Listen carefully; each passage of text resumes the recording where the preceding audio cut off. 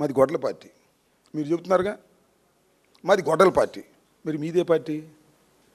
గొడ్డల party అయితే మేము తన్నులు తింటామా? కార్లు బగలు కొట్టుకుంటామా? కానిస్టేబుల్ని కొడతామా? గొడ్డల పార్టీ మాది అయితే.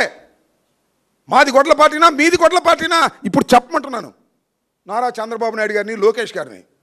ఒక కానిస్టేబుల్ మీద ఇంత పెద్ద రాయి వేస్తే అతను పడిపోయాడు. అది నాకు తగిలితేనో లేకపోతే పెద్ద ఆయన తగిలితేనో చావాల్సిందేనా మేము? ఏమిటి దాడుని అడుగుతా ఉన్నా. నారా లోకేష్ గారిని అడుగుతా ఉన్నా, చంద్రబాబు నాయుడు గారిని అడుగుతా ఉన్నా.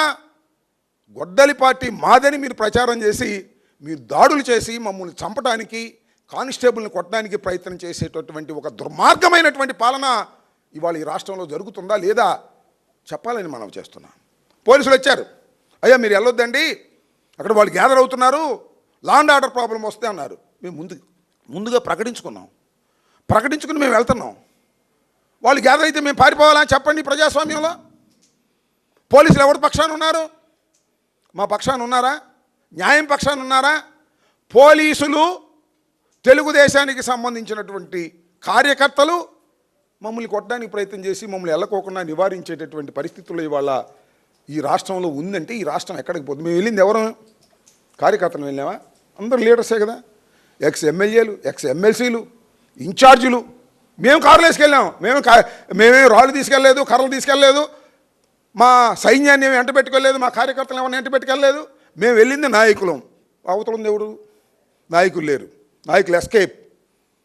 నారా లోకేష్ ఎస్కేప్. లెగ్గొట్టి రాళ్ళు ఇచ్చి, కర్రలు ఇచ్చి, ప్లే కార్డ్స్ ఇచ్చి గో బ్యాక్ వైఎస్ఆర్సీపీ. ఎందుకు గో బ్యాక్? ఈ రాష్ట్రంలో గో బ్యాక్ అవ్వాలా మేము? ఏమిటి అన్యాయం? రైతుల యొక్క సమస్యల్ని తెలుసుకొని అడ్రస్ చేసే హక్కు ఈ రాష్ట్రంలో వైఎస్ఆర్ కాంగ్రెస్ పార్టీకి లేదా? అమరావతిని మేము వ్యతిరేకించమా మావిగన్నా, that is a different matter.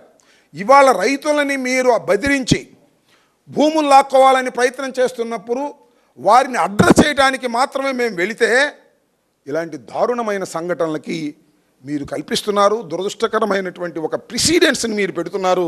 ప్రభుత్వం మీ చేతిలో ఉందని, డిఎస్పీ మీవాడని, డీజీపీ మీవాడని, సిఐ మీవాడని మీరు ఈ రకంగా చేయటం అనేది చాలా దుర్మార్గం. రోజులు ఎప్పుడూ ఇలాగే ఉండవు.